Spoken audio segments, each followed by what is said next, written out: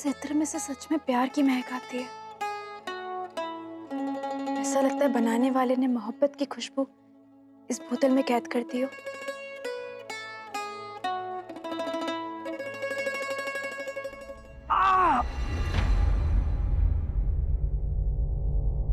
क्या हुआ?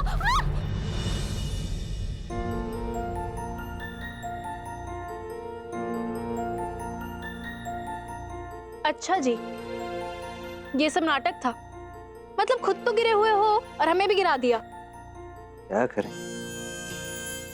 जब बीवी का सुबह से पति पर ध्यान ही ना हो तो पति को ये सब तो करना ही पड़ता है।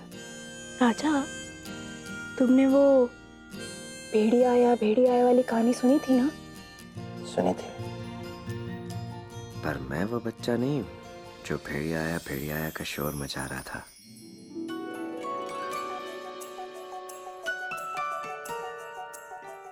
मैं वो भेड़िया हूँ जो इस नाजुक सी भेड़ को खाने वाला है। रानी जी, वो इंस्पेक्टर साहब मिलने आए हैं।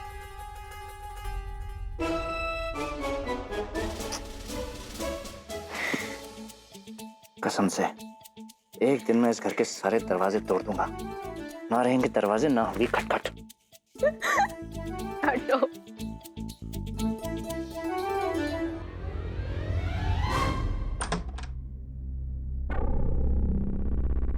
हम आपसे इतनी तहजीब की उम्मीद तो रख ही सकते हैं।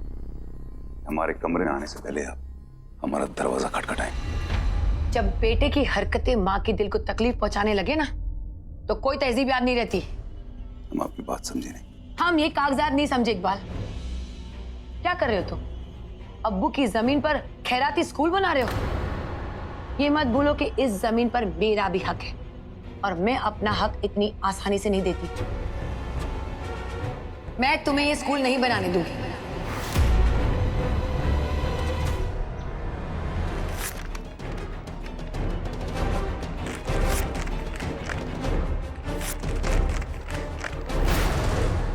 ऐसा नहीं हो सकता।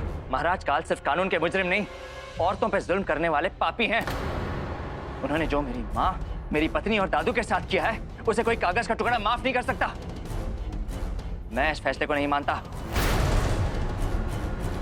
आपके इस कागज को फाड़ने से कोर्ट का फैसला तो नहीं बदल सकता कुंवर जी। जज साहब ने बहुत से पुराने कैदियों को इंसानियत और अच्छे बर्ताव के चलते माफी देने का फैसला किया है। उस लिस्ट में महाराज काल का भी नाम है। उन्हें बहुत जल्द रिहा कर दिया जाएगा। बस यही बात आप लोगों को बताने के लिए मैं यहाँ आया था। अब चलता हूँ। रानी प्लीज, तुम ऐसा नहीं होने दे सकती। उस राक्षस को जितनी सजा मिले उतनी कम है और यहाँ उसे माफी मिल रही है। रानी कुछ करो, जो कर सकती हो करो, लेकिन इस ऑर्डर को रुकवा दो। रानी तुम एमएलए हो, अगर तुम गवर्नर साहब से बात करोगी तो वो जरूर मान जाएंगे। हम अभी बात करके देखते हैं राजा, इस मामले में क्या किया जा सकता है। आपको कोई गलत फहमी हुई है।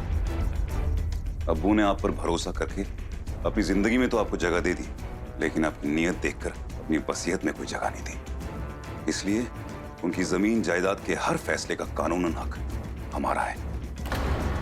उनकी हर एक चीज, चाहे वो जमीन हो, पैसा हो, जेवर हो, सब हमारे नाम पर है। वाह, अपना हक तो बहुत अच्छी तरह याद है, लेकिन अपना फर्ज भूल गए। तुम्हारे अब्बू ने हक के साथ साथ तुम्हारी सौतेली माँ और तुम्हारी बहन आफरीन की जिम्मेदारी भी दी है तुम्हें। ये भूल गए? इकबाल खान खुद को भूल सकता है, लेकिन अपनी अब्बू को दी हुई जिम्मेदारी को नहीं। आपको और आफरीन को हर वो सहूलियत दी गई है जो आपने मांगी है। हमारा खुदा गवाह है, हम आफरीन के लिए अपनी जान दे सकते हैं।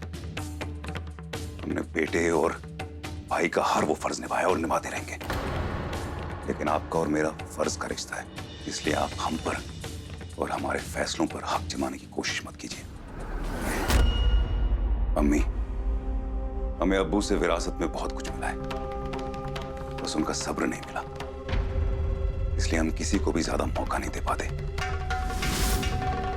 आप ये बात जितनी जल्दी समझे, आपके लिए उतने अच्छा है।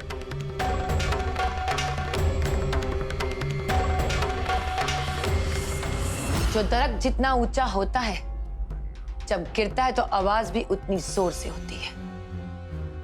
तुम भी गिरोगे, तुम भी झुकोगे इकबाल। कोई ना कोई कहीं ना कहीं तो होगा जो तुम्हें झुकाएगा। क्या मतलब तुम मजबूर हो? हमने सबसे बात करके देख लिया राजा, लेकिन महाराज काल के खिलाफ कोई ठोस सबूत है ही नहीं। हम जिससे बात कर रहे हैं वो कह रहा है कि जेल में उनका बर्ताव बहुत अच्छा था, जिसके चलते कोर्ट ने उन्हें रिहा करने का फैसला किया है। ये स्कूल सिर्फ एक स्कूल नहीं है सलीम साहब, ये हमारे अब्बू का ख्वाब है। और इससे पहले कि इस ख्वाब को हमारी अम्मी की नजर लगे, हमें इसे पूरा करना है। स्कूल बनवाने की अर्जी पर हमें मोहर लगवानी है। तो सलीम साहब, उसके लिए हमें चाहे कुछ भी हो जाए, आज एमएलए साहिबा से मिलना ही होगा। अरे ढोंग कर रहे हैं वो, और ये बात तुम भी अच्छी तरह जानती हो और मैं भी। और तुम ये भी जानती हो कि जख्मी शेर जब पिंजरे से बाहर आता है तो आदमखोर बन जाता है। अगर महाराज काल ने बाहर आकर फिर से तुम्हें, माँ या दादू को नुकसान पहुंचाने की कोशिश की तो इसका जिम्मेदार कानून होगा। कानून भी लापरवाही कर रहा है रानी, और तुम भी। हम लापरवाही नहीं कर रहे हैं राजा, हम सिर्फ एक एमएलए हैं और कानून की रक्षा करना हमारा धर्म है। हम कानून तो नहीं तोड़ सकते ना।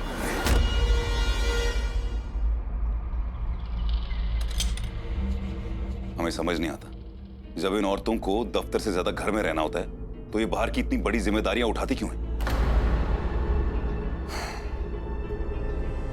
घर पे फोन करना पड़ेगा।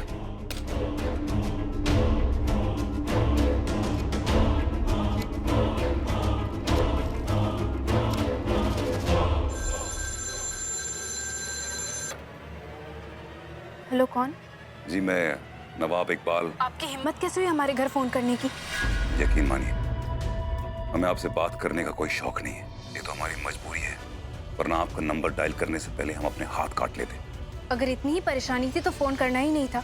हमारे निजी मामले में दखल देने की आपको। आपके निजी मामले में दखल देना ना ही हमारा अंदाज है और ना ही तहसीब। ये तो हमारा काम आपकी कुर्सी के साथ है जिस पर आजकल आप बैठी हुई हैं। तो हमारे दफ्तर में फोन करके सचिव से मिलने का वक्त तय कर लीजिए, वो आपको इस हफ्ते में कोई वक्त बता देंगे। हमें आपसे आज ही मिलना है। आपकी हिम्मत कैसे हुई हमसे ऐसे बात करने की? हम पे किसी का हुक्म नहीं चलता है, चाहे वो नवाब हो या राजा। हेलो। तो मतलब तुम इस बारे में कुछ नहीं करोगी रानी? तुम्हारा सरकारी पद तुम्हें जो ताकत देता है उसे भी इस्तेमाल नहीं करोगी? लेकिन राजा, हम इस हाँ या ना?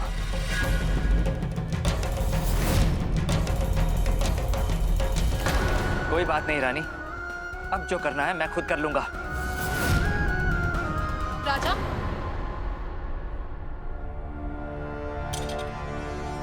सलीम साहब, इस औरत से अपना घर तो संभला जा रहा नहीं, ये इस शहर को क्या संभालेगी?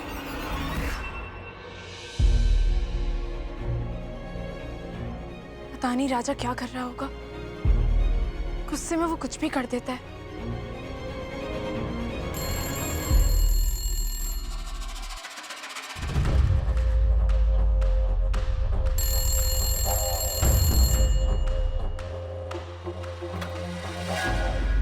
हेलो। रानी गायत्री, मैं गवर्नर। नमस्ते सर, आपने कैसे याद किया? कोई जरूरी बात? जी, बहुत जरूरी है। आपने नवाब साहब से मिलने से क्यों इनकार कर दिया?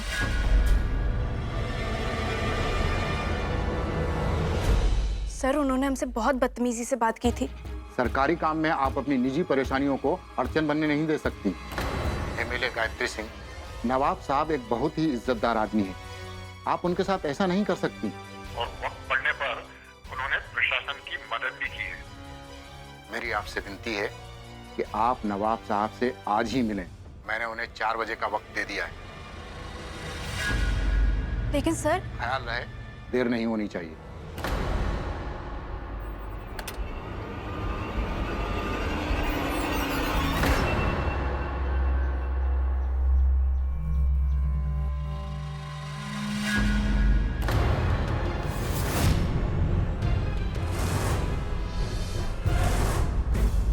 अपनी तो किस्मत ही खराब है, बार बार एक ही पत्थर के साथ ठोकर लग जाती है। मैं पत्थर नहीं, वो पहाड़ हूं जिसे कोई नहीं हिला सकता। आपकी बीवी एमएलए हैं, तो क्या पहाड़ सड़क के बीच में खड़े कर देगी? आपकी हिम्मत कैसे हुई मेरी बीवी को बीच में लाने की? शौहर बीवी को दुनिया के सामने लाएगा तो दुनिया बीवी को बातों के बीच में तो लाएगी ना। क्या मतलब? आपने एमएलए साहिबा का साथ दिया, ये सोच के कि वक्त आने पर वो भी आपका साथ देंगे। जो शौहर बीवी के पीछे छुपे रहते हैं उन्हें दुनिया के कानून का बुरा नहीं मानना चाहिए। अच्छा लगा आपका तेवर देखकर। घर पे ना सही, कहीं पे तो आप मर्द हैं।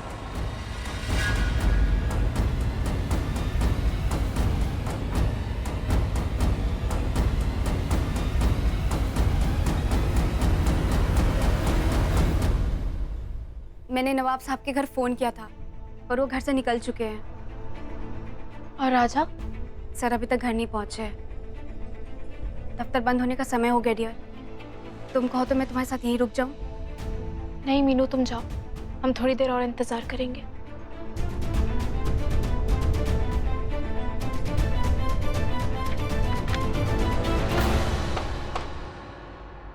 क्या हम अंदर आ सकते हैं? आप देर से आए हैं। आपने आज मिलने की जिद की। हमने मना किया तो अपने रसूख का इस्तेमाल करके हमें मिलने पे मजबूर किया। किस लिए? ताकि 1.5 घंटा देर से आके हमें नीचा दिखा सके। जब आपको हमारे वक्त की कद्र नहीं है तो आप हमसे कैसे उम्मीद रखते हैं कि हम आपकी कद्र करें?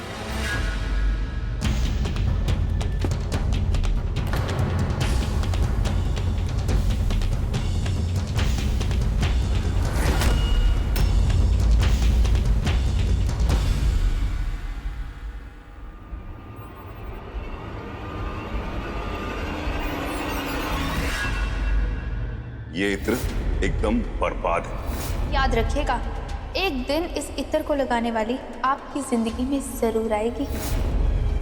ये इत्र आपने कहां से लिया? एक्सक्यूज मी, आपको हमसे पर्सनल सवाल करने का कोई हक नहीं है। आप समझते क्या हैं अपने आप को? पहले हमसे बदतमीजी से बात करेंगे, फिर हमारी शिकायत करेंगे, फिर हमसे देर से मिलने आएंगे और हमारे सवाल उठाने पर हमसे पर्सनल सवाल करेंगे। आपको क्या लगता है हर वक्त जो आप चाहेंगे वही चलेगा? वो भी सिर्फ इसलिए क्योंकि आपके अहम को ये बात बर्दाश्त नहीं होती कि एक औरत से मिलने के लिए आपको वक्त मांगना पड़ रहा है। आपके लिए तो औरतें मर्दों के इशारों पर चलने वाली कठपुतली है ना। आप चाहेंगे तो वो बैठेंगी, आप चाहेंगे तो वो खड़ी हो जाएंगी।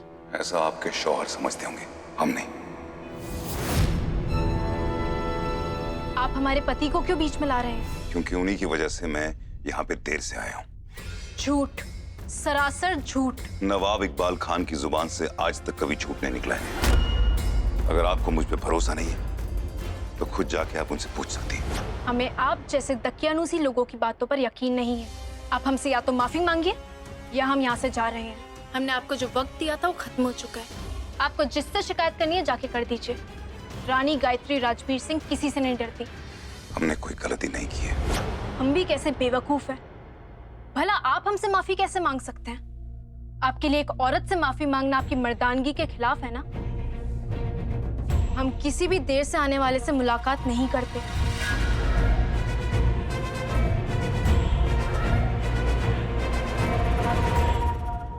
और हम भी किसी औरत से धमकी नहीं सुनते। आप खुद को समझती क्या है मेरे साहिबा?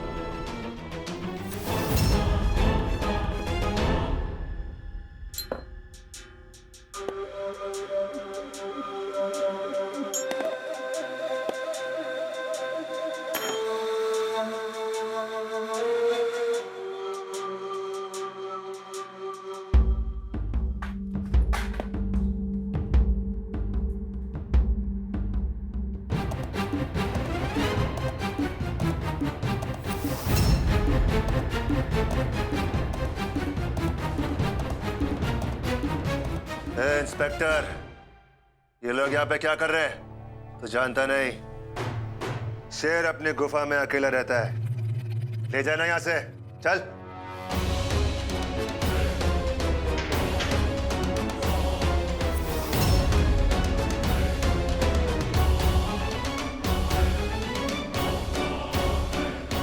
अभी इतना भी क्या गुस्सा हुजूर?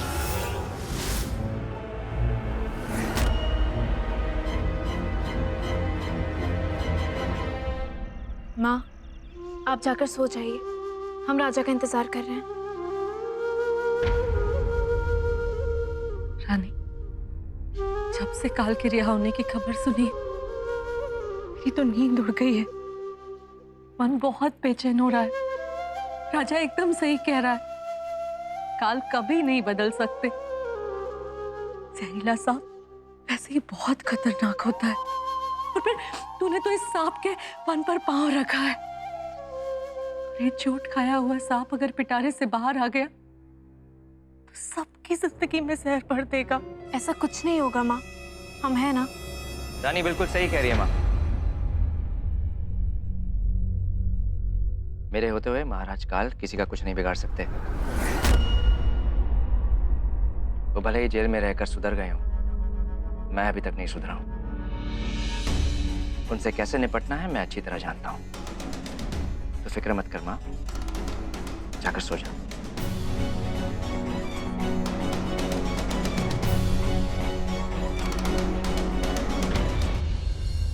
सॉरी राजा, तुमने जो कहा था वो हम नहीं कर पाए, पर हम मजबूर। एमएलए मेम साहब, इतनी मुश्किल से तो आपसे प्यार की 2 बातें करने का अपॉइंटमेंट मिला है, और वो भी मैं किसी तीसरे की बातों में गवा दूं। इतना बेवकूफ भी नहीं हूं मैं। तुम हमसे नाराज नहीं हो?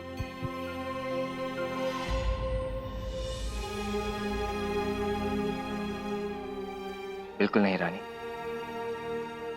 मुझे बाद में जाके ये एहसास हुआ कि सुबह गुस्से में मैं कुछ ज्यादा ही बोल गया था। I'm sorry। अब इस बारे में तुम बिल्कुल मत सोचना। तू किसके बारे में सोचे? हाँ, किसके बारे में सोच सकती हो? तुम और तुम्हारी ख्वाहिशें। हजारों ख्वाहिशें ऐसी कि हर ख्वाहिश पर दम निकले।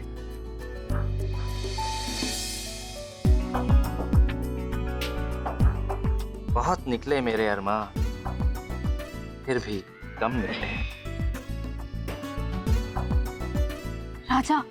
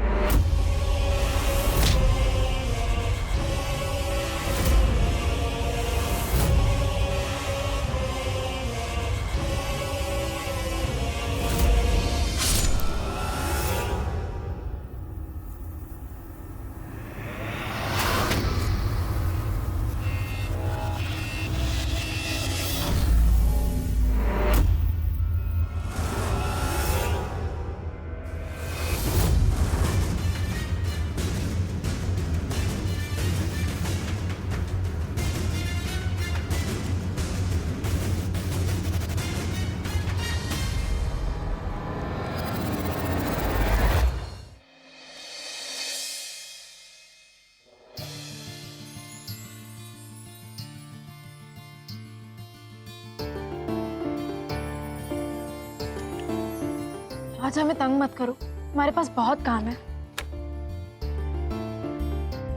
राजा क्या?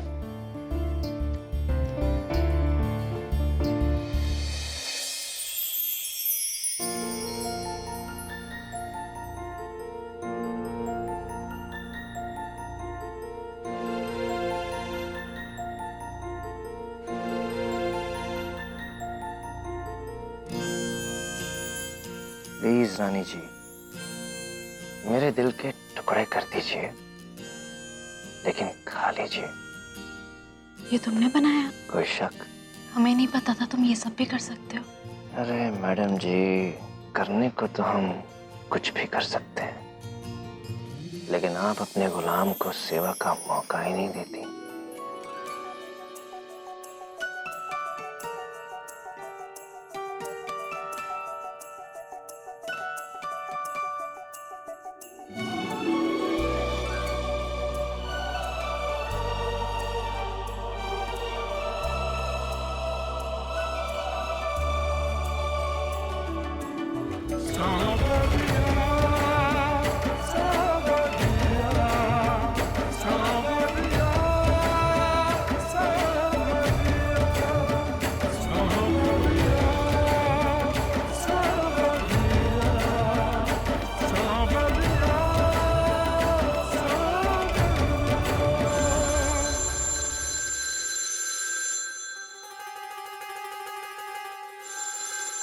इस